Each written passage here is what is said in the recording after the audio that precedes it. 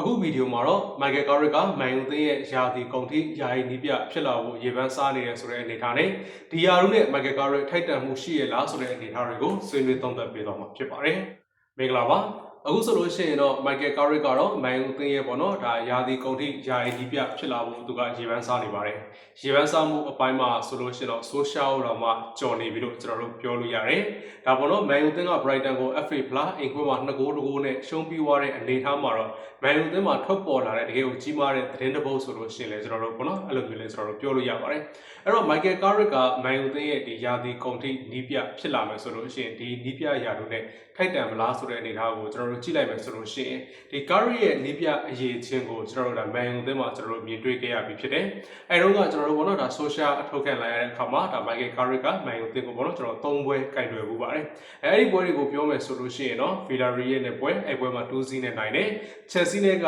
ဒါပေါ့နော်တစ်ဖက်ကို2ဂိုးစီတည်ကြတဲ့ပွဲဖြစ်တယ်ပြီးတော့ Arsenal ဆိုလို့ရှိရင်3ဂိုး2ဂိုးနဲ့နိုင်တဲ့အခါမှာဒီပေါ့ကျွန်တော်တို့ဒီ Michael Carrick ကသူ့ရဲ့ Man U တင်းကိုကင်တွယ်ခဲ့တယ်ဒါ3ပွဲမှာဆိုရင်2ပွဲနိုင်ပြီးတော့တပွဲတည်ရဆိုတဲ့ရလဒ်ကိုယူခဲ့တယ်အဲဒီတော့ဆိုလို့ရှိရင်ပေါ့နော်ဒါကျွန်တော်တို့ဒါ True စရာပြောမှဆိုလို့ရှိရင်တော့ Sancho အဲဒီ3ပွဲမှာဆိုရင်ဒါပြောမှဆိုတော့ခြေစွမ်းပြနိုင်ခဲ့တယ်ပွဲစနေလို့ဒါကျွန်တော်တို့ပေါ့နော်ပြောလို့ရပါတယ်အဲ့တော့ Carrick ကင်ခဲ့တဲ့အဲဒီ3ပွဲအနေထားနဲ့ပဲကျွန်တော်တို့ပေါ့နော်ချိန်ဆပြီးတော့ပြောမယ်ဆိုလို့ရှိရင်အဲဒီ3ပွဲကစားခဲ့တဲ့ခါမှာအသင်းရဲ့တိုက်စစ်သွားတဲ့ပုံစံအသင်းရဲ့ကစားတဲ့ပုံစံအသင်းရဲ့ပြိုင်ဘက်အပေါ်မူတည်ပြီးတော့အသင်းရဲ့သွားတဲ့ပုံစံတွေကတော်တော်လေးကိုကောင်းမွန်ခဲ့တာကိုတွေ့ရလိမ့်မယ်ပြောချင်တာက Villarreal နဲ့ Champions League ပွဲမှာ Champions League ပုံစံအတိုင်းပုံမှန်လေးထိန်းကစားသွားရင်းနဲ့လိုအပ်တဲ့ခါမှာလိုအပ်တဲ့နိုင်ပွဲကိုယူတယ် Chelsea နဲ့အဝေးကွင်းပွဲစမှာလည်းအရန်ကြီးတိုက်စစ်ကိုမသွားဘဲနဲ့ Chelsea နဲ့ပေါ့နော်ဒါအမှားဆောင်ကစားတဲ့ပုံစံမျိုးနဲ့ကစားရင်းနဲ့တရေတမတ်ကိုယူခဲ့တယ်ဒီလိုပါပဲ Arsenal နဲ့ပွဲမှာဆိုတော့အင်ကွင်းပွဲဖြစ်တဲ့အတွက်ပို့ပြီးတော့ in-line R-line ကစားတယ်ဒီလိုမျိုး in-line R-line ကစားရင်းနဲ့နိုင်ပွဲတစ်ပွဲကိုယူခဲ့တယ်ပြောချင်တဲ့သဘောတရားကပွဲစဉ်3ပွဲလုံးမှာပုံစံတစ်ခုစီကိုလှုပ်သွားပြီးတော့အဲ့ဒီ3ပွဲလုံးမှာရက်လက်ကောင်းတွေယူခဲ့တာပါအဲ့တော့ပေါ့နော် Carrick ရဲ့အရေးချင်းကိုကျွန်တော်ကအဲ့ဒီကကြိုက်တယ်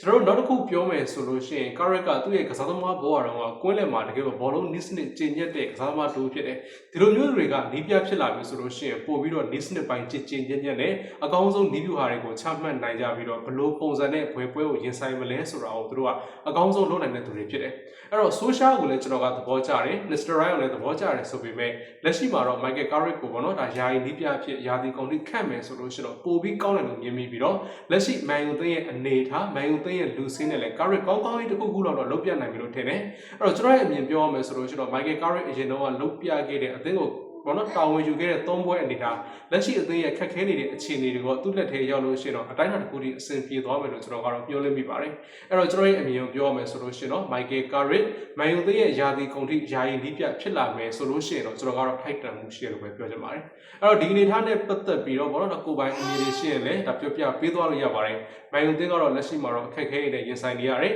မန်ယူသင်းကိုအခက်ခဲတွေကြားကနေပြီးတော့เนาะဒါဆွဲထုတ်ပေးနိုင်မဲ့သူကတော့လိုအပ်နေပြီဒီလူကဘယ်သူဖြစ်မလဲ Michael Carrick ဖြစ်လာမလားဆိုတာကလည်းစိတ်ဝင်စားဖို့ကောင်းပါတယ်ကျေးဇူးတင်ပါတယ်